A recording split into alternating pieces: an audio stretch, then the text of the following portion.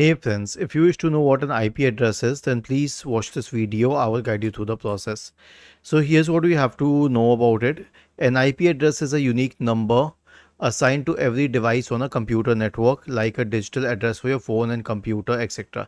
I'll explain what this means. Let's say my network is 8065G.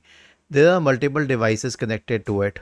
One of the device will be the default gateway and the rest will be assigned an individual IP address. So let me show you what it looks like. Search for command prompt in the Windows search bar and open command prompt. Type the command ipconfig and hit enter. You'll find a list of information here, and one thing is the IPv4 address. In my case, it is 192.168.1.2. So 196.168.1.1 is the default gateway, and 192.168.1.2, the second device, is my computer. Was this helpful? If yes, then please subscribe to the channel. If not, then let us know in the comment section of the video on how we could help you further. Thank you for watching this video and have a nice day.